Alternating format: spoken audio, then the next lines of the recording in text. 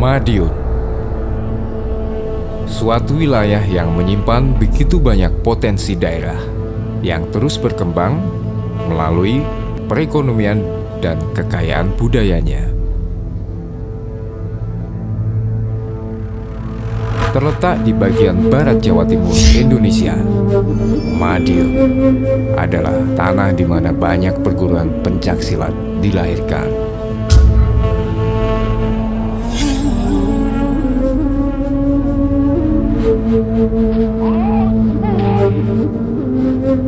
Di Madiun itu perguruan paguyuban itu ada 11 anggota.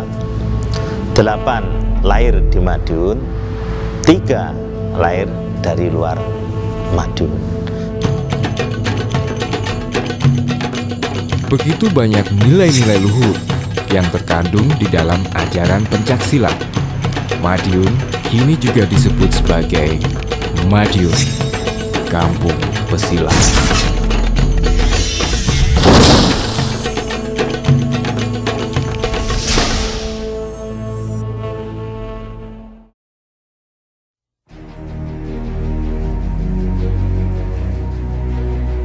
Silat merupakan budaya peninggalan nenek moyang kita pada masa kerajaan-kerajaan terdahulu, di mana silat menjadi modal utama pertahanan diri, mempertahankan wilayah, dan untuk mengusir penjajah pada masa itu.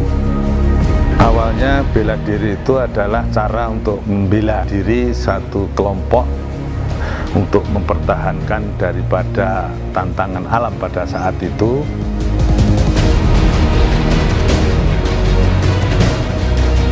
Salam penghormatan. Dengan bertakwa kepada Tuhan Yang Maha Esa, kita kembangkan pencaksilat sampai tutup wal ajal pati kita.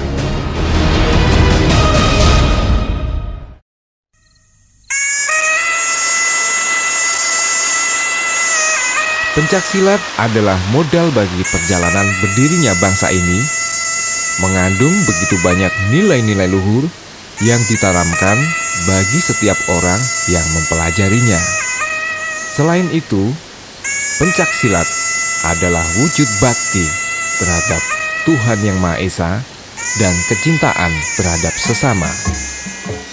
Manfaat pencaksilat bagi kehidupan sehari-hari itu yang pertama itu untuk membela diri dari kejahatan yang mana pada saat dulu waktu pemerintahan kolonial Belanda ini yang jelas untuk melawan penjajah. Nah, pada saat ini adalah yang paling utama itu untuk melawan hawa nafsu kita. Jadi kita dulu kita lebih memfokuskan olahraga bela dirinya. Sekarang olahraga bela diri ini harus diimbangi dengan ilmu agama. Jadi dengan adanya ilmu agama ini maka orang kalau sudah di agama itu kan diajarkan akhlak. Jadi supaya memiliki akhlak yang bagus sehingga sebenarnya kemana-mana kita ini cukup dengan memiliki ilmu agama yang bagus.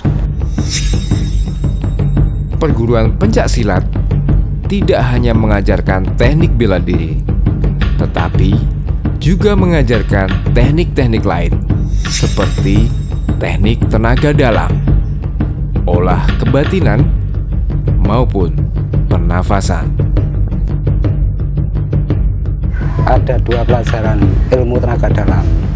Tenaga dalam yang satu menggunakan fisik pernapasan, yang mana hasil dari latihan pernapasan itu bisa digunakan untuk memukul benda-benda keras seperti es, betonan, atau stang-stang dagon.